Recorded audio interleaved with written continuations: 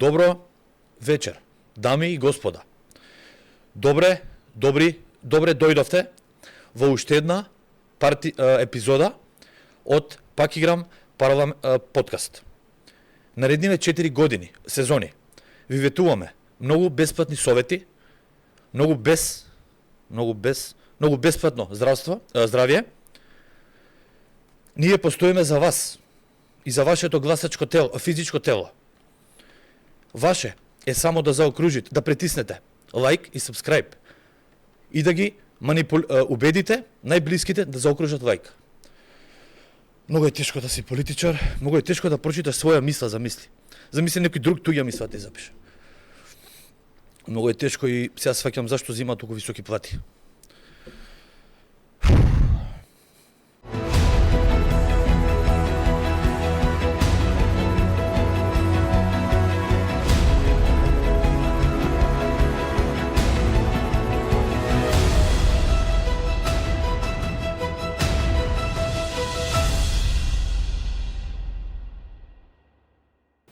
Здраво, здраво! Добре дојдовте во новата епизода на Пак играм подкаст. Неколку епизоди ме немаше, епизоди во кои што беа споделени многу искуства и знаења. Се надевам дека научивте нешто ново и се надевам дека применивте. Денес продолжуваме со епизодата Вие прашувате, а ние одговараме. Здраво, Паки! И добре дојде! Добре дојде. Дали ти фале? Ти дојде, јас тука бев. Ти си тука. Добре дојде ти, те немаше долго време, месец дена. Те бараа луѓето, те бараа. Стварно? Добро вечер иначе од мене. Те бараа, да, имаше доста коментари каде е Марија. И мене ми пишува. Зошто те нема? Па кажи им каде беше, што Да, правиш? бев на едно многу убаво патување во Индија, 4 недели. Да, прекрасно искуство, прекрасно патување.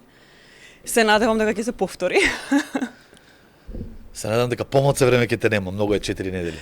Епа, за кого како, тоа е 4 индивидуално. недели. Да, тоа е релативно. Релативно е времето. 4 недели во Индија е многу, да. Да, како си помина, добро? Одлично, прекрасно. Да споделиш некој кратко искуство, разлика Европа-Азија. Па огромна е разликата. Огромна е, почнувајќи од самата култура, клима, јазици. Традиции, веројатно дека различни. Традиции, апсолутно, да. Буквално е како друга димензија. Како да не живееме на иста планета. Ете такво некој доживување имав. И бидејќи втор пат ми е да одам, првиот пат малце ми беше потешко да се навикнам со разликата на времето, ама овој пат ми беше прелесно. Иако малце ми е проблем затоа што тука се вратив кога баш падна температурите, еве денес и снег имаме, 2 октомври, снег имаме.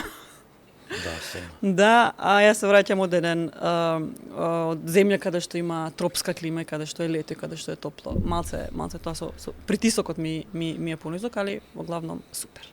Ќе се И искрено адаптираш. се чувствувам многу убаво се чувствувам кога дојдов во студио, не очекував дека толку многу ќе ми фали. Ти фалеше само? Да. Дури сега сваќам колку многу ми фалело. Епа добре дојде вака официјално ајде, добре ве во најдов. Македонија. Како Да ги- помина ти со гостите сподели? Одлично, еве нека кажат и луѓето, публиката, како поминаа они. Јас сметам дека и од гостите научив доста многу нивни искуства, нивните приказни, буквално учам од туѓи приказни, туѓи искуства, туѓа историја во спортов, како реагирало нивното тело, видовме пороци, генетика, психологија, гости, беа Стефани Мандар, друг тип на искуство, луѓе кои што спојуваат некои различни светови, музика, креаторство, YouTube, фитнес. Нели, сите гости не беа поврзани со фитнес, дали директно или индиректно, или ете психологијата е исто поврзана највеќе со нашето ментално здравје и физичко. Така да сите гости беа добри, а и ти како гостинка си ми, тоест не си ти гостинка, ти си ми домакинка. Домашна сум. Домашна си ми најдобра. Да, одлично беше епизодата и со генетичарот. Да, со професор доктор Владо, да. тоа беше одлично, слушнавме информации што Да. ретко Што каде реално можеме да не ги можеш, прочитаме. мислам дека ни на Google да ги најдеш. Мислам, реално многу од тие информации нема на човек да му текне да ги изгугла. Да, нема да ти текне да ги прашаш дека постојат. Да. Али ете и со Мери, поздрав голем Одличен до подкаст Мери, со Мери е Браво. стварно даде информации интересни од искуство, буквално како од 0 до 100 се стига, девојче дојде на од друг град. Мери е мотивација сама по себе, само кога ќе ја видиш како изгледа, а после Да. се што има поминато и што се има постигнато. Да, на кои планини си има качено, а колку трофеи има подигнато, а колку е скромна, тоа е многу симпатично. Според трофеите, да се ја слушна некој приказната намери без да ја види, ќе мисли дека жената има 40 години. Според наградите и според сите тие достигнувања што ги има направено. Аллах да ја секоја чест. Мери поздрав и браво. Да, па наскоро имаме договорено некои професионални бодибилдери, спортисти од странство, од Србија, од Црна Гора, кои што верувам дека ќе споделат информации, многу атрактивни информации, атрактивни инфо околу припремите, начин на дехидрација, користење на супстанции. Бидејќи ете завчера беше, се добро, ние во друго време снимаме, ова ќе биде снимен. Добро кажав кога снимаме 2 октомври. Да, 2 октомври издаде ти. Премиерата ќе биде во секој вторник, нели, во 8.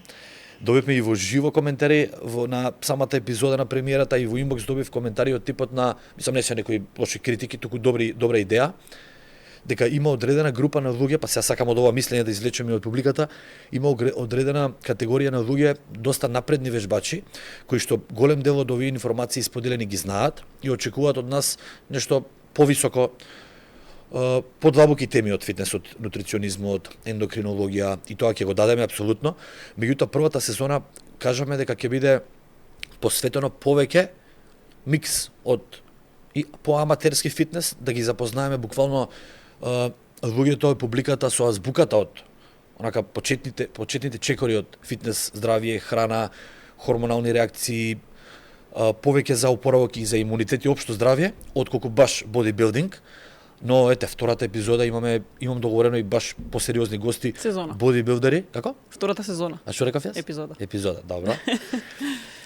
Втората сезона ќе имаме повеќе такви гости и верувам дека ќе опфатиме и таа публика. Меѓутоа, ако го зборам повеќе на подлабоки теми од онаа маса која што таа е уствари масата 90%, луѓе кои што не ги знаат и површните работи, ми викаат многу висок јазик збори за фитнес, не ги разбирам овие работи. Така. Затоа ќе гледаме да балансираме и од почетнички совети и од напредни за сите да има, буквално. Да, целта не е да опфатиме пошироката, мислам, се трудиме ние комплет се да опфатиме, но секогаш ќе има луѓе кои што повеќе ќе сакаат да знаат нешто, нели, подетално, подлабински, а некого па тоа не го интересира и само го интересира тоа што е, да кажам, основата. Да, па ве оставам вас да гласате во коментари, да ми пишете кој од вас му прија по основни совети, кои сака понапредни, за да направиме ние концепт на епизоди. Тоа ќе ни даде како идеја, таа критика ќе ни значи.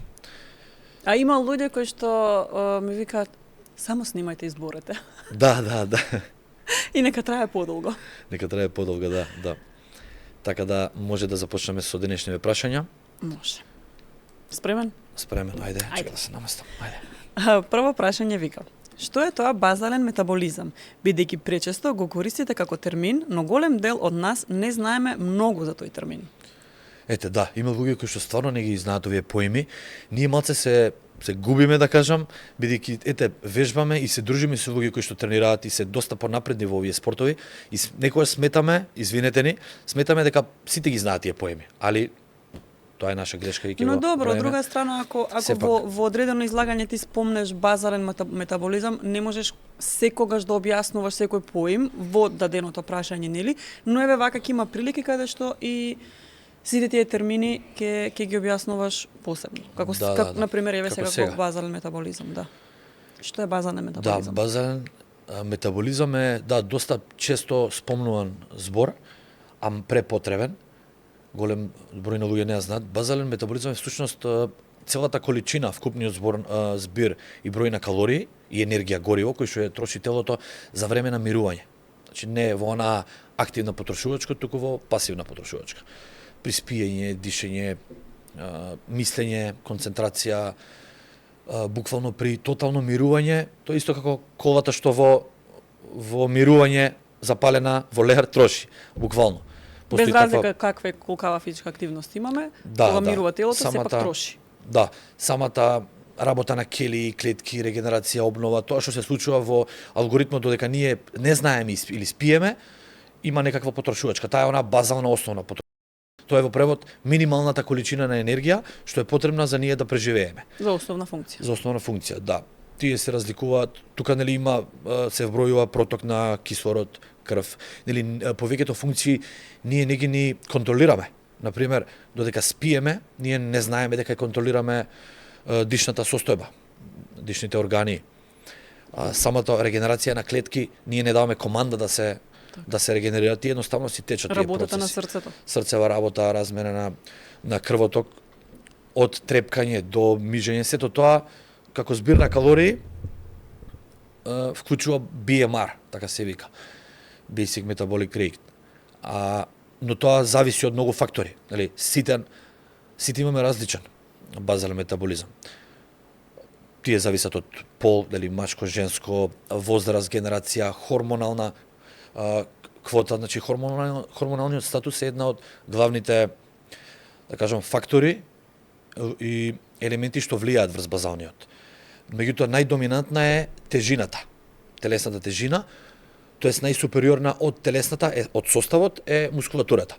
Мускулатурата доминира на тема базален, бидејќи човек од 100 килограми кој што има телесен состав од голем број на масти, вода и малку мускули, има еден базален, може да има пример 1900 калории базален метаболизам за одржување, неутрална бројка, додека некој човек со исто 100 килограми, ама полн со мускули без масти, може да има 3500 базален калории базален метаболизам. Така да секогаш ние во прилог да имаме висок базален, здрави хормони. За не ја збориме на активна потрошувачка на калории, збориме само за пасивната. Тука спаѓаат хормоните. Исто така и онаа коскена густина, коскената густина која што тежи, исто има како некое си полуживо ткиво, е вклучена во таа потрошувачка. Многу што влијае сонот, например сонот е една од главните фактори за опоравување, кој што директно влијае врз тестостеронот и врз тироидниот хормон. Баш тоа сакам да напоменам дека тироидните хормони, тироксинот, Т4 највеќе влијае врз базалниот, бидејќи тој може да направи поагресивно, динамично топење на масти, дури и по вомирување. Од тамо поаѓа, нели, оној мувет кој ќе каже некој, оној е многу слаб, тироидната му е зезната. Или онаа жена многу има проблем со дебелина, тироидната е хипо намалена. Што значи тироидните хормони многу влијаат, тестостеронот, хормонот на раст. Сите тие имаат помал удел, али тоа сочинува една голема бројка. Така да, тие се најглавните фактори. Секогаш ние во прилог да имаме што повеќе мускули, тоа значи дека во место ќе сме поголеми фетбрнери. Мускулот е печка за калории. Ние во прилог секогаш да имаме густа мускулатура. Со самото губење на мускулатура, губиме на базален, губиме на имунитет, губиме на хормонална работа. Така да, а например фастингот, баш имавме такво прашање за фастинг. Фастингот е една од најлошите работи за базален метаболизам. Да, фастингот си има своји придобивки одредени, али го намалува базалниот. Друго што намалува базален трчањето, например. Припреми за маратони, оние долги маратони, во кои што луѓето не внесуваат доволно храна, протеини, не одмараат доволно, тука се разградува мускулот, што директно влијае врз базален.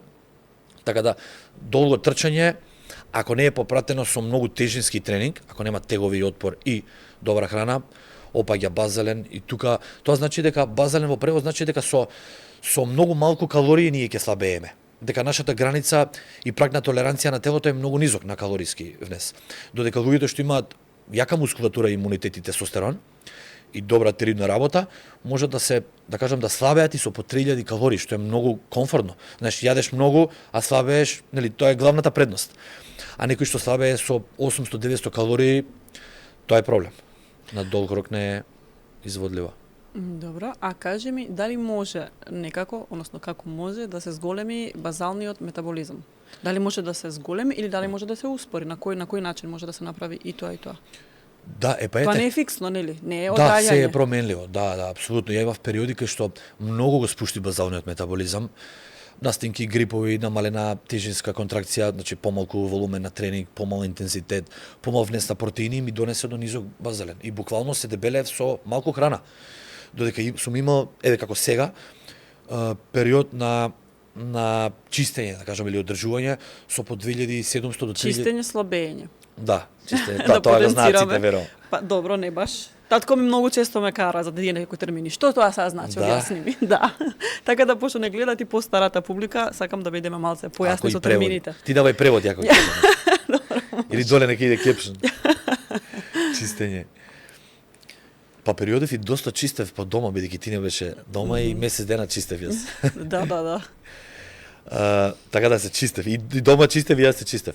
Да, слабе со периодов со многу висока калориска цифра. Меѓутоа, и правев многу кардио, тоа ми дозволува многу да јадам, и кревав многу тежини. Така да во превод, тежинскиот тренинг и храната највеќе го зголемуваат базалниот, бидејќи ја зголемуваат мускулатурата. Онака висока мускулатура, висок базален. Малку мускули, низок базален. Во превод кратко е тоа. И добри хормони, висок базален. Но ете ќе кажам пак луѓето што екстремно многу трчаат, го намалуваат базалниот. Тоа е тоа. И многу важно е нешто сега да кажеме дека премногу, тоа го гледам секојдневно, премногу луѓе се ослонуваат на оние Google калкулации или на овие часовници, смарт-вачови, калкулациите што ги гледаме се реално далеку од вистината. Тоа сум го гледал и со работа со клиенти и на мене. Зошто тоа е така? Бидејќи самиот саат не може да ја знае прво не го знае нашиот телесен состав. Не може да го знае. Хормоналната слика не ја Да, знае. хормоналната слика не ја знае. Не може да види какво Т3, Т4 имам јас, каква работа. Може да види работа на срце и нервен систем, што делумно е супер, ама поголемиот дел не ја знае. Ја знае мојата надворешна, односно пасивна и активна потрошувачка, ама тоа е еден дел. Али луѓето гледам дека ми доаѓаат постојано клиенти кои што викаат паки и јас мојот базален е 2100, ама не свабеам. И секогаш ми викам, па чим со 2100 не свабееш, значи не е твој базален тоа. Ама Apple Watch ми вика дека треба да внесувам 2100. И гледаме дека тие луѓе имаат стагнација. Значи не е секогаш вистина, бидејќи детален приказ, најточни параметри се in-body машините. Оние машини што ги има во теретаните со комплетни ласери диоди кај што држиш две сонди и ти ги скенира сите можни телесни состави, тоа е веќе блиско до вистината. Саатите не можат баш да видат. Отлично, супер. Може да идеме на следно? Може, нема Добро. прашање, да. Следно прашање. Дали и што не го менува паѓањето на притисок после оброк? Например, кога јадеме бел леп или бурек, ни го симнува побрзо притисокот. А кога јадеме протеин, леп од зрна нема таков пат. Односно, нели шеќерот побрзо ни паѓа? Така е поставено прашањето. Ете, баш ме интересира од што зависи тоа. Прашањето беше од Горде, има од неа две прашања, голем поздрав до Горде. Поздрав до Горде. Гордана, се извинувам што доста ја одговарам оваа порака. Уште претходниот месец ме праша и вчера ме потсети. Најверојатно Горде се прејадува. се прејадува и легнува да спие. Не, ова е чека да ја одговориш, она не знае што да јаде. Она може месец дена не јаде. Не, може микс јаде бурек, она. Да. Може не ни спие месец дена ме чека за одговор. Чека за одговор, ајде одговори. Да, извини, поздрав до Горде. Да, може ова е честа појава. Не е феномен, него лесно објаснива ствар. Најверојатно се работи за постпрандијална хипотензија. Дали има хипер и хипотензија, постпрандијална, тоа значи во превод се случува секогаш после оброк, особено после масивен оброк или огромна количина на оброк кој што е буквално во превод како два оброка, па дигестивниот систем е збунет и му даваме огромна задача и тука притисокот малку, тоест нервниот систем испраќа големо количество на крв во желудникот, односно дигестивниот систем да изработи таа храна. И тука срцето компензира со силни трактови на тропање. Значи пумпа силно крв. Што се случува?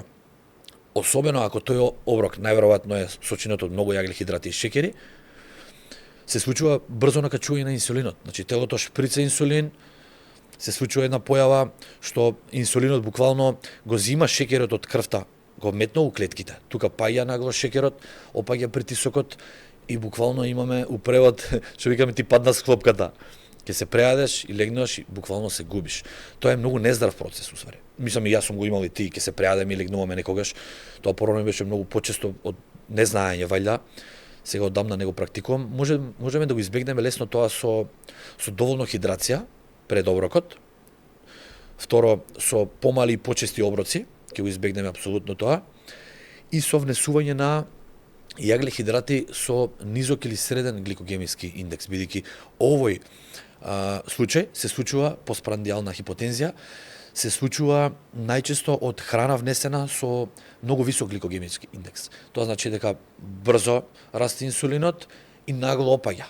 и тука глукозата, односно шеќерот, ни прави некој хаос и ние сме поспани, тука се губи концентрација, осеќаш замор, може да се појачи инфламација, значи воспаление ако имаш, ќе ти ја поддржи болката, што е многу лошо. И создава многу лоши процеси, буквално ако имаш за учење, не можеш да учиш од такви моменти. Знаеш, ти се случило, отвараш книга или нешто да читаш текст, ти се губиш, имаш магла пред очи, тоа се случува реакција и на крв и шеќер. Така да, помали, почести оброци горде, вода обавезно пред оброк, поголема количина вода пред оброкот, па и за време на оброкот, и ќе го избегнеш верувам тоа, али пред се треба да филтрираш, да селектираш, да јадеш храна која што има низок или среден гликогемички индекс. Пример, ако е тоа леп, да е кафеав леп интегрален, кој што има среден гликемиски индекс, тоа нека е кафеав орис, ако си сензитивна на ова, кафеав орис, кафеава паста, тие споро го креваат инсулинот, благо и има благо спуштање, нема такви варијации, нема пад, нема летаргија во превод е, нели, приспивање, замор. И тоа е тоа. Okay. Мислам дека добро опишав. Одлично. Следно прашање вика: за 13 годишно дете кое што почнува да тренира тенис, дали да користи креатин, да или не? За 13 годишно дете? Да. Значи, дете кое што веќе има физичка активност, тренира тенис. Да, па ова можам да го спојам со многу прашања што ги добиваме нонстоп и во живо. Баш вчера во фитнес хаус ми приде еден фитнес хаус, аеродром, да си ги познавам фитнес хаус. Аеродром, моето омилено место. Ме сретна родител, да. Нашето омилено место. На цел град му омилено место, Реално да. Еден таков ресторан перфектен со изброени калории, намирници, со такви рецепти. И со превкусна храна. Тие рецепти станав зависен како наркоман. Баш и еден родител ме праша исто за креатин и за протеин.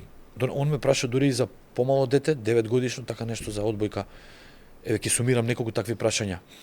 13 годишно. Па реално не треба да користи на 13 години, може, ама и не мора, бидејќи 13 години, како што кажа, почетник, така? Да. Сигурно да. е почетник, да. Што почнува, да тренира тенис.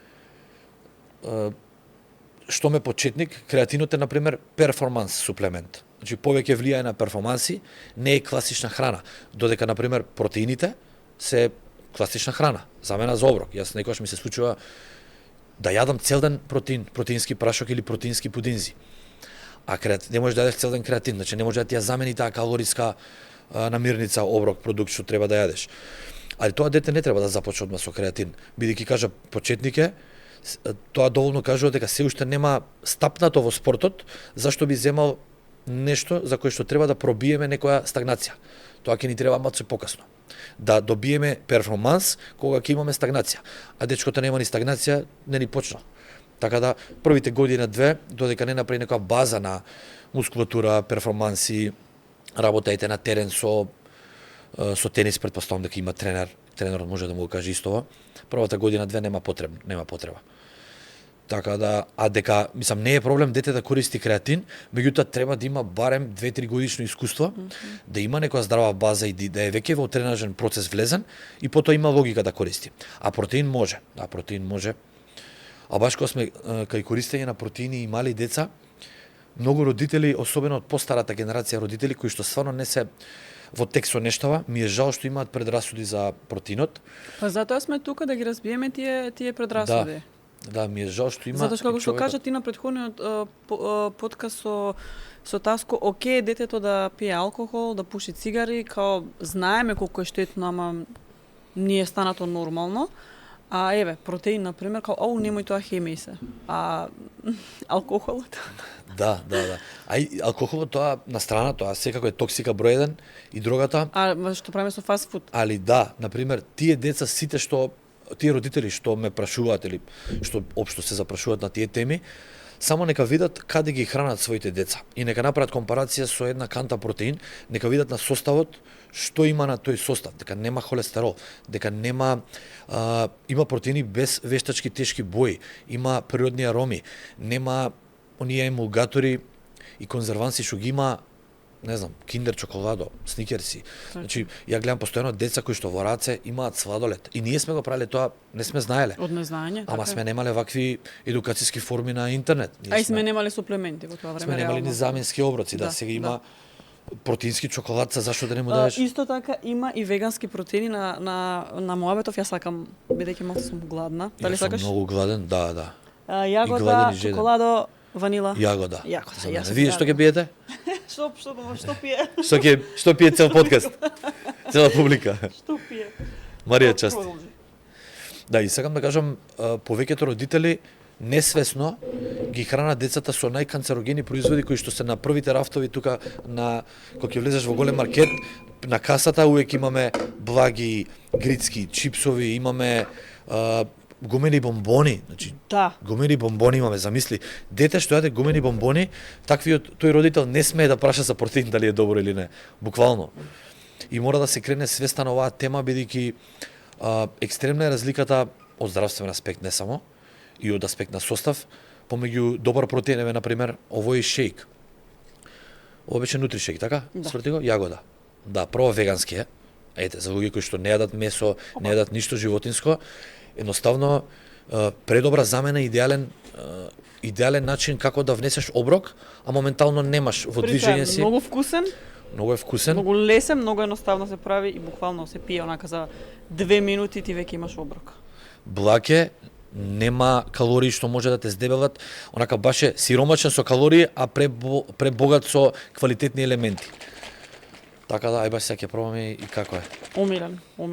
Јас ванила и чоколадо ги пијам, јагодата ја немам пробано. Ја немаш? Не. Сега ќе ја пробаш, дај чашката. Така да, родители, чекај.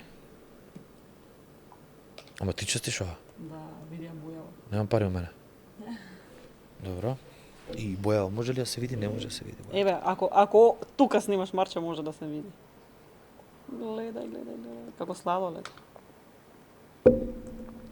Стварно е многу добар. Немам пробано јагода. Одличен. Порано баба ми тураше шекер во пијачките за да не бидат газирани. Дај стај шекер. А поготово кога го правам со ланна вода, 2 коцки мраз, летово, најосвежувачки. Ја не знам како некој ќе рече, не знам што да јадам на диета или диетата ми е грда со вакви шејкови. Живееме во 2025 година кај што толку се модерни овие нешта, толку се здрави и добри, да немаме изговори за да не држиме. Апсолутно. Буквално, оној што има кризи за благо, што кризира за благо, може да го направи ова, да си достави замрзнато овошје, да си достави, не знам, банана ако сака, зависи нели каква му е калориската потреба у денот, али ова е преако нешто. На И здраве. јас често правам сладолед со овој нутришек, замрзната банана, може некогаш и грчки јогурт, ама и не мора, и замрзната малина. Тоа е тоа. Сладолед. Здрав, вкусен, освежителен. Без шеќер. Браво. Фала иначе што честиш ова. Мислам дека дали заврши со одговарањето на прашањето за Па да, тоа зборев дека Креатин. родителите се несвесни дека децата ги несвесно ги трујат со многу канцерогени нешта и обично родители кои што пушат дома, децата им се фактички по автоматизам пасивни пушачи. Дома се јадат буквално пити и банички кои што имаат, што имаат тешка калориска содржина, туку имаат и многу лош состав кој што лесно може да го поремети хормоналниот систем и дигестивниот систем на децата, а изгледот дефинитивно ќе го поремети. Се пијат се уште оние млека животински преполни со лактоза. Значи, жал ми е, ама ете сега на овој начин ќе дознаат, жал ми е што не знаеле родителите дека се плашеле, имале предрасуда кон ете протеин или креатин, кој што најверојатно ги плаши поимот прашок. Кога ќе видат прашок, имаат аверзија и си вика не, ова прашок е да не му дам хемија на детето. А тоа што го јадат во вид на сладолед, ама бидејќи е звучен бренд, личи како одобрено е. Нестле пример. Па затоа што има добар маркетинг. Апсолутно, да. Кока-кола е прифатена од секаде, а пример протеин, скептици се вика не, мал е, знаеш, а за Кока-кола не е мал. Али верувам дека оваа свесност ќе се зголеми не само преку нашиот подкаст, преку општо, преку Па социјалните добро, нашата мрежи. цел на нашиот подкаст е тоа, да им ги доближиме нештата на луѓето, да им ги разјасниме, да ги едуцираме со цел да направиме нека општествена промена за поздрав начин на живот, поздраво општество. Апсолутно. Добро, одиме понатака. Колку пати неделно е идеално да се тренира и дали е неопходно да се пази на исхрана до детал? Многу поделени мислења има од различни тренери. Се согласувам. Да, има многу поделени мислења.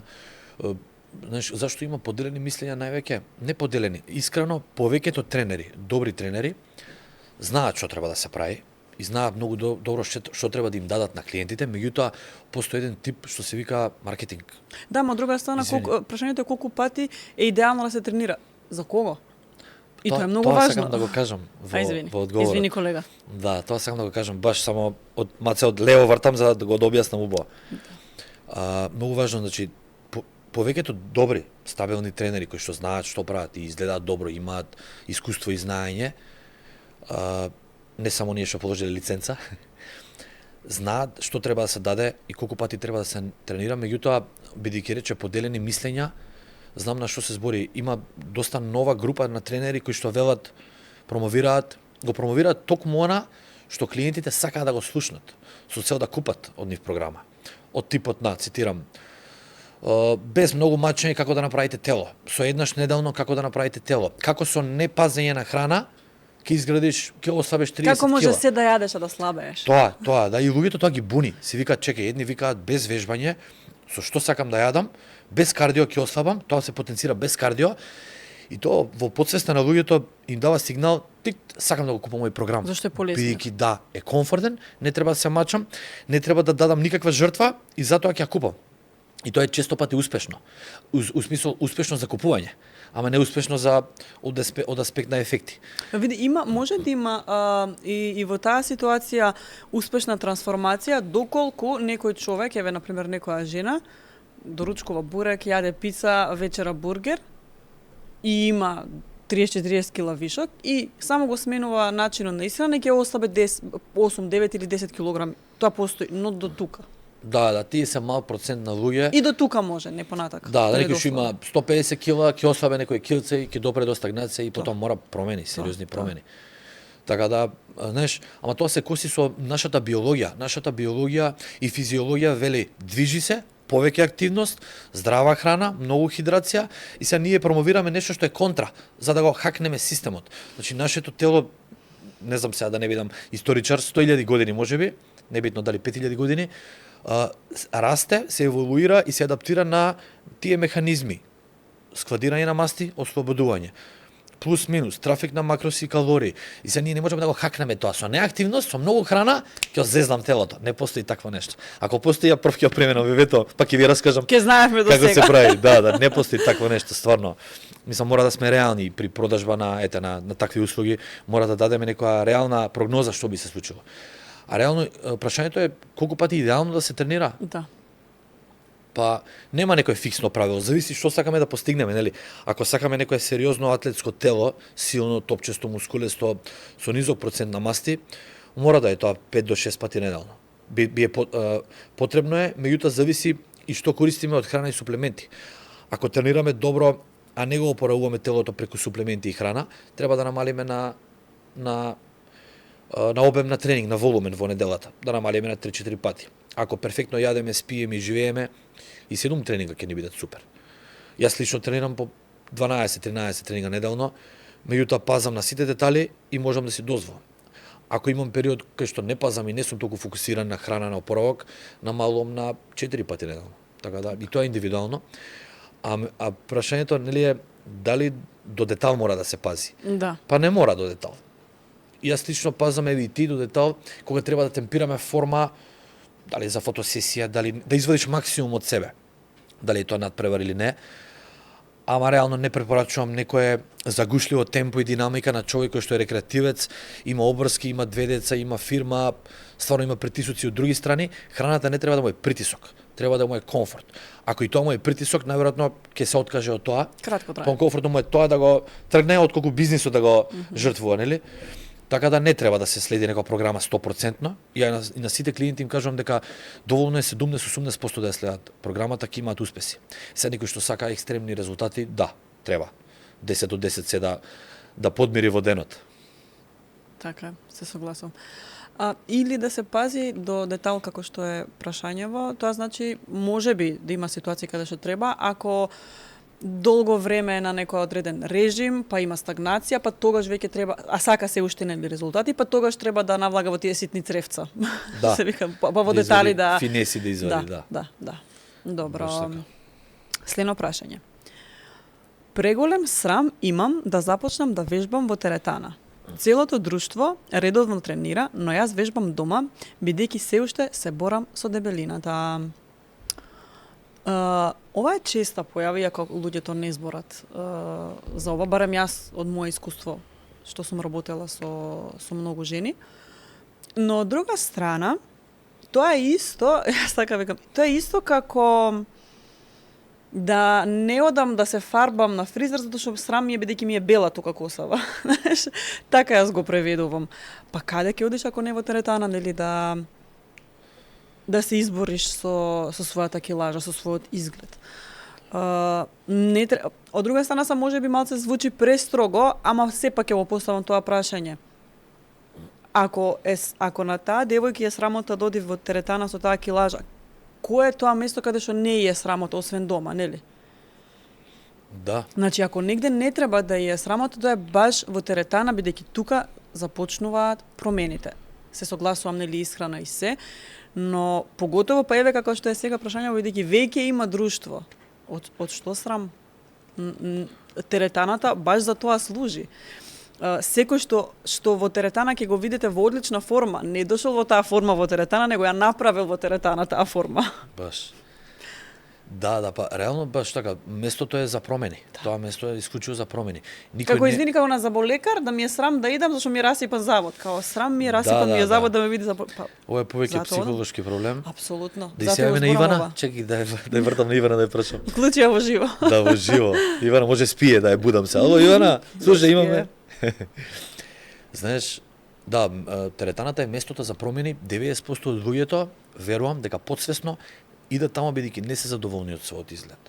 Никој не е презадоволен, па тамо да оди да се одржува. Има и такви, меѓутоа сите ние потсвесно, еве ја и ти. Но не дошле во таа форма. Што се задоволни, не дошле во таа. Значи сите сме биле некојаш диво градби, па сме се легализирале како градба. Така, тоа.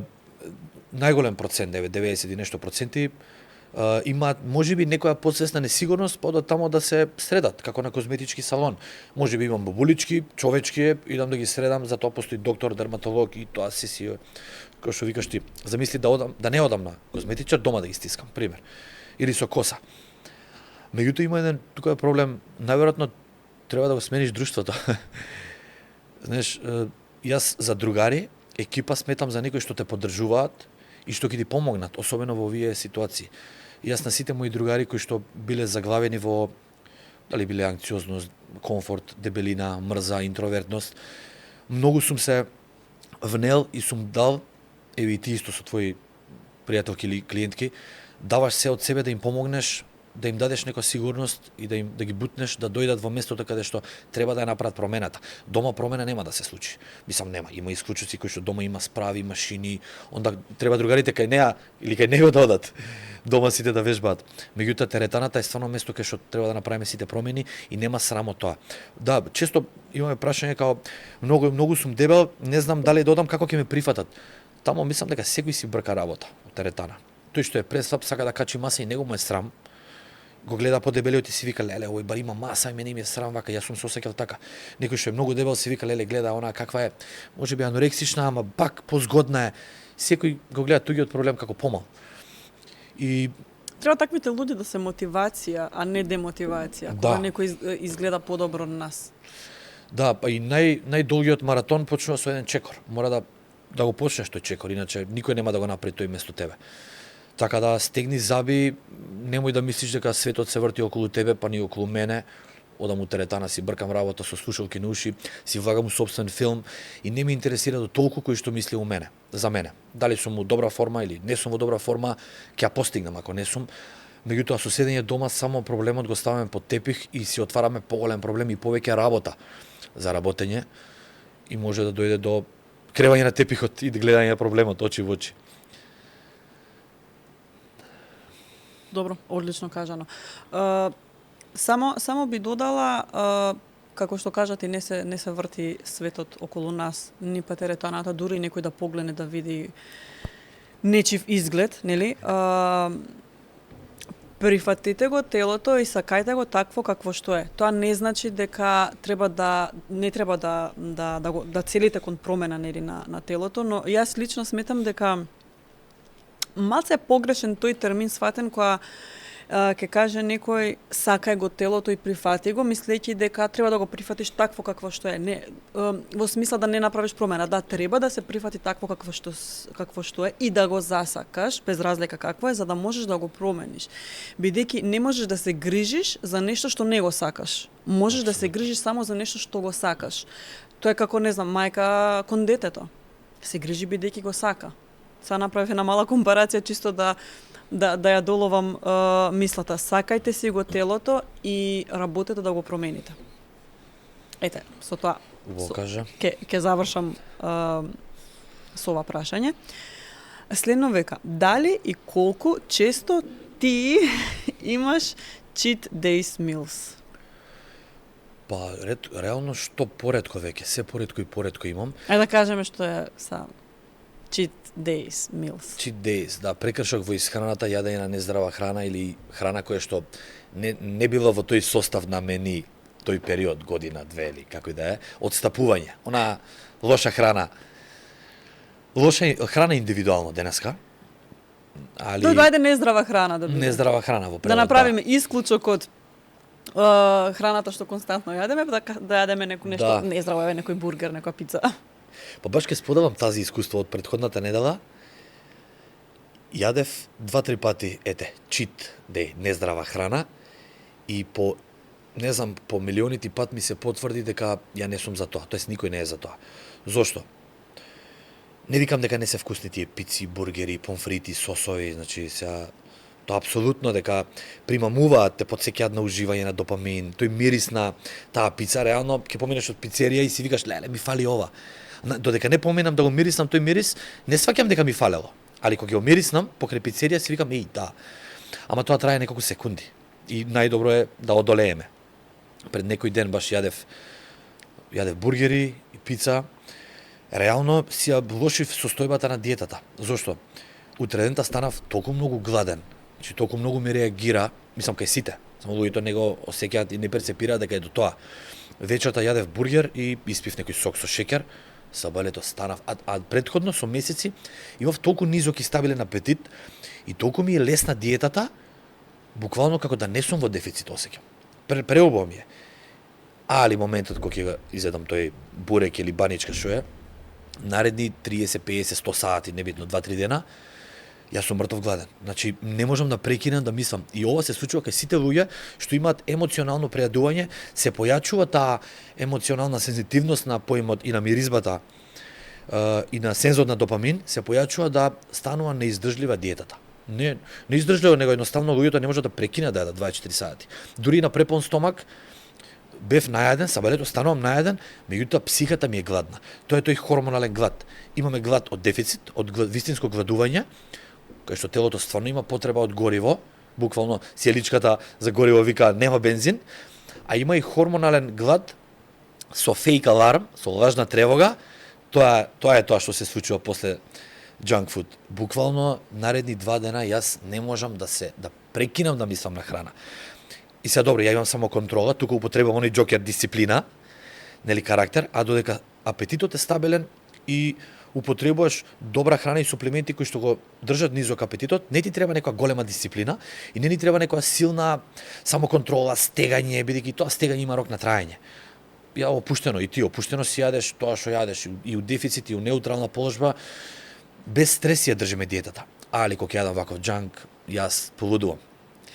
Така да ми трае тоа 2-3 дена додека не се стабилизирам. Така да не ми прија, стварно не ми прија, иако додека джвакам, додека мирисам, ме полни со задоволство, али научив одамна да одолеам на тоа искушение. Исто и ти. Ти уште поретко од мене јадеш. Никогаш ќе ти кажам дај ќе нарачаме пица, ми викаш вака не, и ја по автоматизам викам не. Што значи добро е да имате партнер кој што јаде здраво и тренира, тоа е невидна поддршка, реално.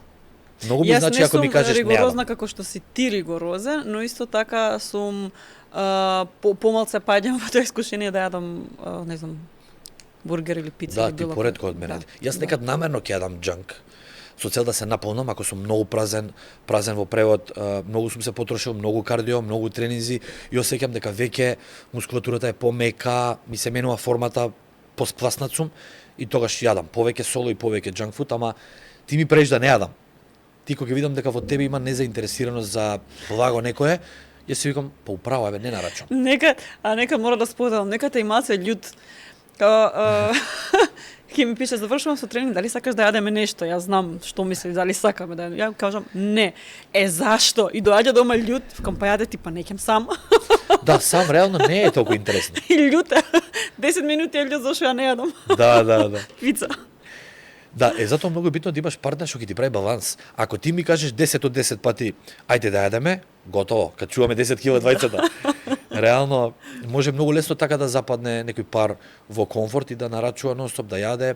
Плюс сега колку ни е комфортно овие апликации, Корпа, кликни, јади, Волт, буквално за 5 минути ги имаш дома и тебе ти е прелесно да кликнеш. Да. Така да, а колку пати треба да се јаде? Па реално имав едно прашање вчера. Дали можам со не знам, со junk food ослабам? Апсолутно да. Значи, можеме и со нездрава храна да слабееме, можеме со здрава храна да се дебелееме. Точно. Тука решава калориската содржина и макросите. Ама, а тоа слабење какво ќе биде? Тоа ќе биде нездраво слабење, ќе симнеме некои килограми, меѓутоа внатре телото може да се распаѓа, хормоните може да отидат у погрешен правец, али ќе изгубиме 2-3 кила.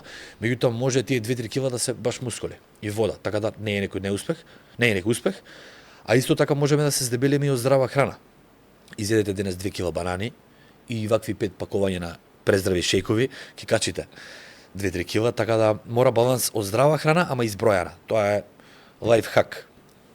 И ова да го преведеме, хакирање на животот. Лайфхак. Треба превод и за хакирање, бидејќи постарите генерации не знаат што е хакирање. Да.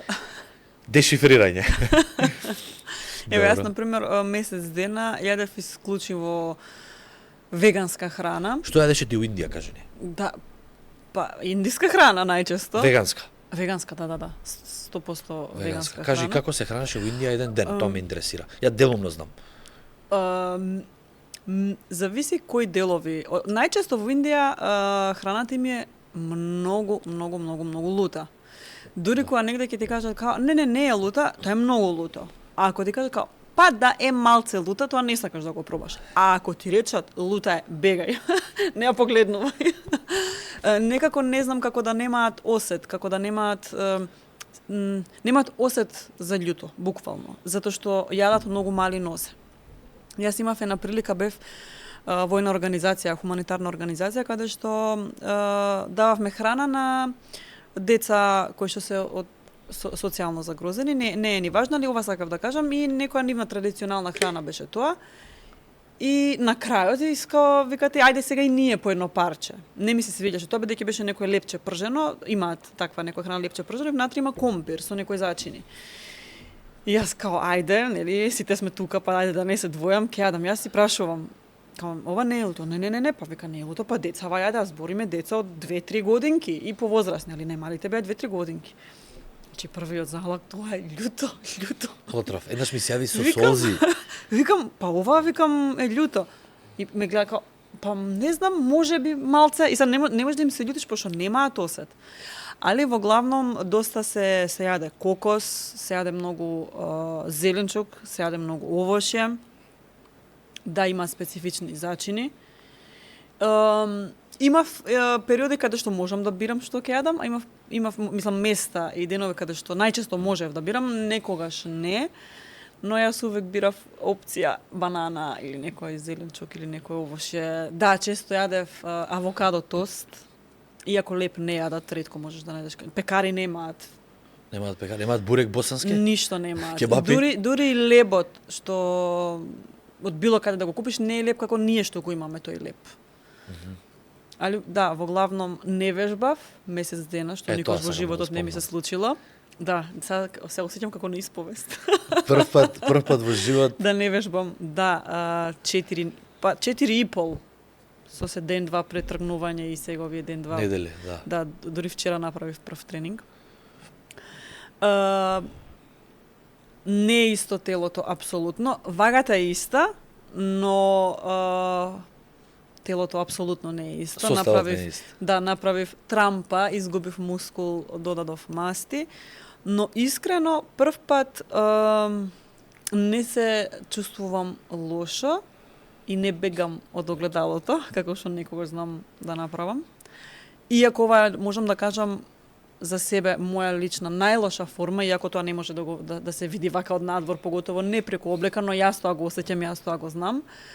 Но не ми представува никаков проблем, затоа што патувањето во Индија имаше сосем друга цел и се збогатив на едно друго поле, на духовно, на емоционално, на внатрешно, и кога ќе стам на вага, апсолутно ништо не сум изгубила. Да. И лично сметам дека, барем еве од моје искуство, ќе кажам дека многу побрзо може да се санира физичкиот изглед отколку менталниот и духовниот. Тоа е многу потешко. Апсолутно. А поготово јас која што има долги години стаж во фитнес, сметам дека за многу брзо ќе се вратам. Тоа сакав да кажам дека не може да се изгуби нешто што е градено повеќе од деценија. Ти Така. повеќе од 10 години го третираш телото на многу висок начин и нормално да се залепат масти, али тие масти се површински и се многу банална ствар, у смисол лесна задача за тебе. Губењето на мускул е кај луѓето потравматично за организмот, меѓутоа и тоа кај тебе ќе иде лесно, бидејќи има едно важно правило muscle maturity, muscle memory. Мускулната зрелост не се губи туку така. Нервниот систем тоа го памти, таа ДНК, информација е тука, само треба да ја активираш. Како што кажа, ти не се ни познава, али ти тргна од Скопје во многу добра форма. И затоа се врати во добра. Така да, еден спрат падна надоле, па ќе се вратиш. А чудно, еве са прв пат тоа го приметив кај... Али извини, разви едно уште повисок левел на духовно ниво, што Апсолутно. реално не се купува со пари и не се тренира у теретана. Што е многу важна порака, Апсолутно. што ја кажа. Многу интересно, прв пат тоа го приметив на своето тело. Сега сум немала ни прилика. Мислам дека како што одминува од ден за ден, си ги допира мускулите и е се помеко и многу беше чудно. Многу беше инак. Последно кога си одев куферот кој што ми беше од 30 кг, беше тешко да го кренам. И не бев сигурна, дури бев убедена кога идев на аеродром дека куферот не е сигурно, викам 40 и нешто кила, не верувам дека 30 кила ми е толку тешко, ама да беше. И тоа е доказ дека мислам, има врска метаболизмот, се согласувам, голема улога има, но не значи дека ако имаш добар метаболизам, дека ти без ништо ќе си изгледаш добро. Апсолутно. Поготово да. не после 35 години. На стара слава тоа не важи више. Апсолутно. Да. Али овој уште еден доказ, само уште овој ќе продолжиме, дека нашето тело не му е комфортно да гради мускул туку така. Вака го изгубив мускулот, буквално. И не му е комфортно да ослободува масти. Гледаш, во комфорт телото тоне, ги ослободува мускулите, а трупа масти. Да. Обратно. Така да ние создаваме механизам против тоа. Тежински тренинг, активација и да буткаме бариери на мускулот, хипертрофија, да се случува исклучиво при такви околини и амбиенти во телото. Тежински спорт. Така да, супер, али затоа прошета во многу јаки градови, немаше опција каде да тренираш, тоа е интересно. Не, апсолутно не. Следен пат ќе си носиш у куфер бенч, трака, тегови и ќе се вежбаш. Добро, може да одиме понатака? Да. Може ли подетален опис за феминизација и маскулинизација кај млади деца? Да, ова беше прашање од лайф пред некоја епизода. Мислам дека и со професор доктор Владимир, генетичарот, беше поставена, да. Штета што тогаш он директно не го одговори. Маскулинизација и феминизација, ова е малку зборувана тема, а преважна, реално. Многу малку луѓе се запознаени. Маскулинизација и феминизација, тоа се процеси и фази од почеток на зачнување, заплодување, процес кој што ги дели машкото да стане машко, ги дели во мажи, или машкото да стане жена, или жената да стане маж, карактерно, ментално, физички, хормонално. Тука најголема влијание и улога имаат хормоните. хормоните, самите биолошки процеси, односно да кажам, во феталниот развој, на почетокот од бременоста, плодот е ист, неутрален. Додека не се случат одредени реакции биохемиски, тогаш одлучува организмот дали ќе фати на лево или на десно, дали ќе биде машко, женско. Меѓутоа, во некоја подоснежни пубертетски години, детето, он не одлучува, меѓутоа околината и факторите одлучуваат дали машкото ќе стане алфа машко, со присуство на тестостерон и тврди машки хормони, или можеби со отсуство на тестостерон, тоа го гледаме често сега во новите генерации, машки кои што имаат многу феминизирани својства, гестикулации, карактерни црти, со нарушување неправилен развој. Или девојчиња кои што имаат машки црти, многу влакна, многу мускули, машки груб глас, можеби паѓање на коса или пак растење на коса по телото или влакна, поагресивно однесување.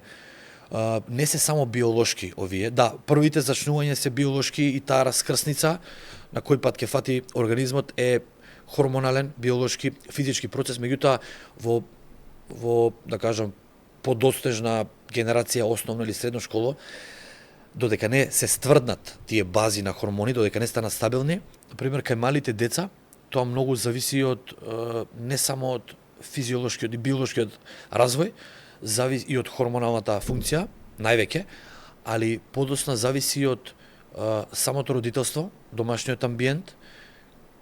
Например, оние машки деца кои што растат со многу женска енергија дома, со феминистичка енергија, многу често имаат висок естроген и имаат опаѓање на тестостеронот. Добиваат женски одлики, а тука ако е тоа за жал пропратено со лоша храна, храната има силно влијание врз естрогенот и тестостеронот и знае да го уништи тестостеронот, да издоминира естрогенот, а при раст на естроген или пролактин се случуваат и спојуваат оние женски карактерни особини. Машкото знае да се заигра со кукли, знае да сака розови бои, знае да сака да облака женски облеки, кармин, и ако е обкружен само со жени дома, без татковска поддршка, нели, без алфа доминација дома, тоа машко дете најчесто гледаме може да се идентитетот да му се смени, да не знае што е и се уште додека нема развиено сексуални ориентации, сексуална потреба и емоција, може да биде збунето, да сака и со двата пола да контактира. Тоа не мора да значи дека секогаш може да се случи, не но секогаш, причина. не голема причина и така. Тоа се случува многу почесто.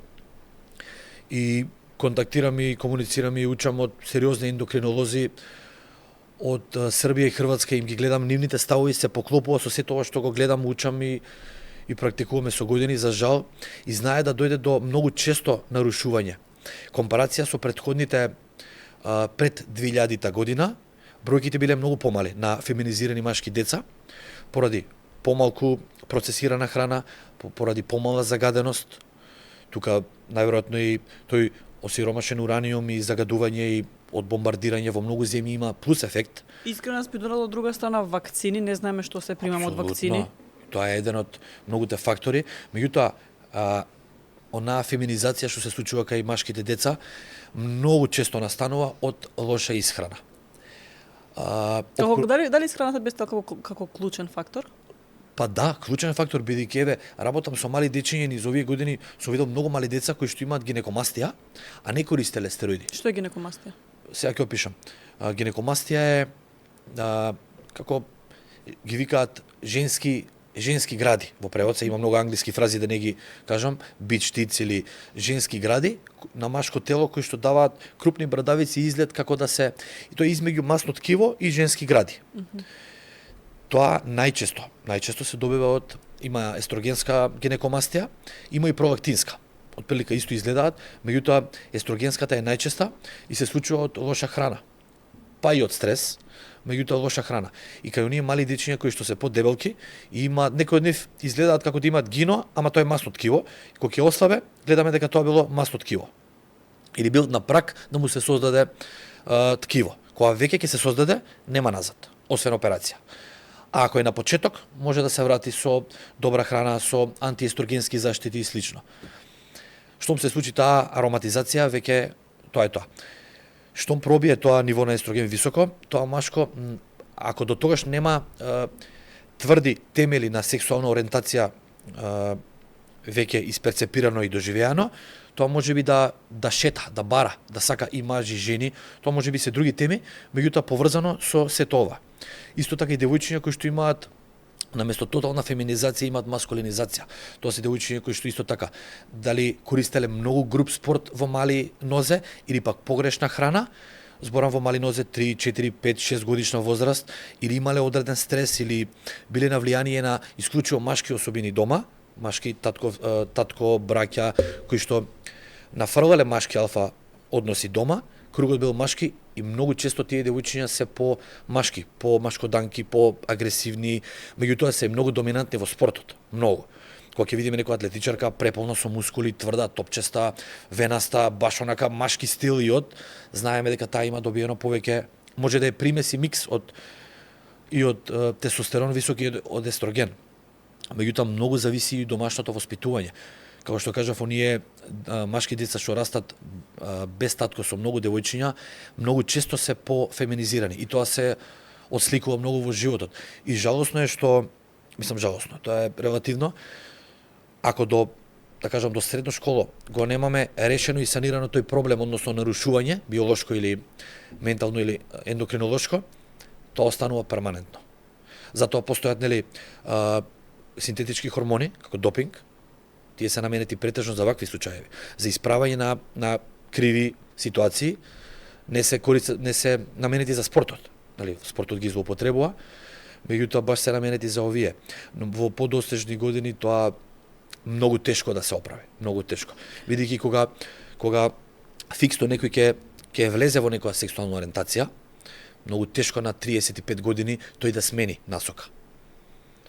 А дали само овие симптоми се показатели за нарушен одреден хормонален статус?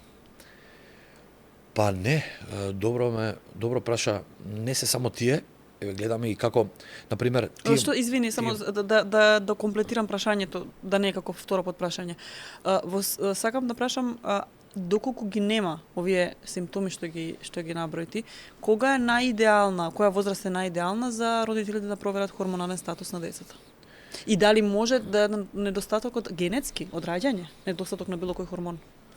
Да, генетски удел има мал, за разлика од овие не е доминантен, од овие претходно храна, стрес, фамилиарен амбиент, домашна атмосфера, влијание од во подостежни години не може да се искриви таа слика, односно не може нарушување да донесе, многу тешко. Може да има дисбаланс, ама не може такво нарушување. Да, може дисбаланс, но меѓутоа кога дете е израснато со делумно маскулинизација, има изградено сексуална ориентација, онака баш права тврда насока, не може на 30, може од љубопитност да експериментира, меѓутоа не може да наеднаш да свичне да стане феминизиран. Тоа не се случило, може би има некаде исклучоци, меѓутоа у теоријата не го гледаме ни у праксата.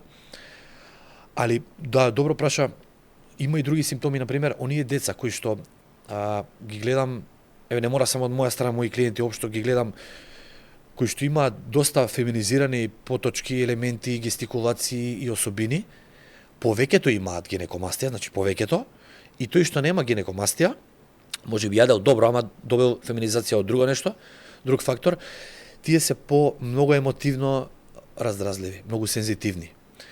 Не се толку борбени, бидејќи го немаат тестостеронот како главен адут за ловење, за борба, за агресија. Тоа нема такво его, да, заштита. Нема такво его и перцепција за борба, за заштита на мајките, на жените, на сестрите. Они се помеки карактерно и носат женски црти, меѓутоа во машко тело. Исто така и обратно. Тие женски со висок тестостерон се баш борци, ловци, они се однесуваат како маш. Така да, тие, али тоа не значи дека не може да успее во кариерата или во животот тоа дете. Меѓутоа, да, тие деца баш гледав и научни студии во вид на подкаст многу добар, кај што опишува доктори дека тие деца имаат доза на плюс интелигенција и фокус и може да достигнат кариерни достигнувања како научници, како пејачи, можеме да видиме, професори. Меѓутоа во машки спортови речиси и невозможно, премалку се шансите. Така да треба редовни проверки на не само на крвна слика, површна обична крвна слика, тоа ништо посебно не ни прикажува. Туку на Хормонална состојба, хормонален статус, тоа Која возраст мора е, да се да провера. кажеме, идеално да се провери? Па до хормонот? 10-12 година барем еднаш годишно е сосема доволно да се провери. Штета што вие работи не сме ги знаеле како мали амете, ние сме растени со некој поправилен, можеби да кажам, начин без нарушување. Многу поздрава храна имало, Па сметам. има многу фактори, да, и домашното воспитување и влијание, али активноста тука е пресудна. Активноста. Некако поздрава храна, не сум баш сигурна дали Тоа е релативно веќе поздрава храна. Поздрава храна сме јаделе, но сметам дека со помалку пестициди не сме јаделе ГМО храна. И тоа што било нездраво, не било како оваа храна денешна нездрава. И јас Апсолутно. реално како малечка сум јадела маргарин и шеќер. Мислам, не ми било тоа секој ден, ама сум јадела. Да, али кај мали деца најважно е физичката активност. Значи, дури у некои години е подоминантна од храната. Така, точно. Таа циркулација, тој нервен систем, тој проток на кислород, размена на материи преку тренингот, не мора да е класичен тренинг, нека е активност, многу повеќе ќе ни даде отколку броење калории во мали нозе. Така да еднаш до два пати доволно еднаш годишно да се провери, бидејќи тој хормонален статус не варира туку така на дневна база, како оние параметри, липиди, глукоза, холестерол, тие може у недела дена да не спиеме, да јадеме лошо и да ни се сменат. Да фатиме грип и да се сменат еритроцити, тромбоцити, меѓутоа хормоналната положба малку потешко, потврда е, не се менува туку така, не е туку мека. Одлично. Супер, мислам дека одличен одговор даде на прашањето. Може да одиме понатака. Може. За некој кој е спремен, сув и чист и полни 2 недели пред надпревар. Ваквите варијации, полнење и празнење треба да се прават последните денови? Да, ова е сега тема понапредна, гледаш. Да, ова е пред надпревар. Са предпоставувам дека прашањето е за бодибилдинг надпревар. Па да, чиме за овој подкаст на мене, значи пред И такмичење. тебе ти го поставуваат, да. Да, А не е да. потенцирано нешто друго, значи бодибилдинг. Па ако формата е топ, 2 недели, така беше, 2-3 недели пред надпревар, 2 недели пред надпревар.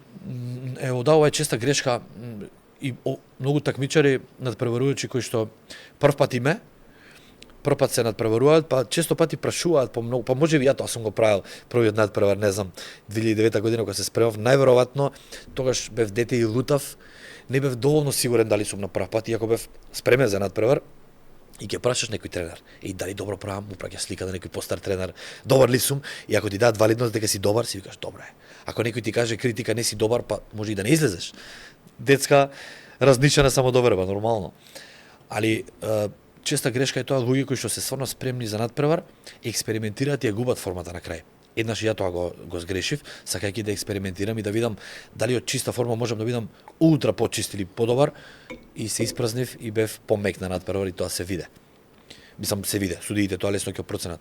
Добро, но ти Ако си си учил веќе- така на твои грешки, реално. Да. Ако си веќе спремен 2 недели пред надпревар, чист, одран, полн, топчест, онака бетон, што би рекле за надпревар, нема потреба да експериментираш, бидејќи ако е таа форма што ти треба, само тоа значи дека треба да го држиш тој стил на храна, тие макроси, толку сол, си ја погодил онаа бомба што е електролити, калиум, натриум, сол, H2O, тоа е пресудно за да бидеш тврд и чист.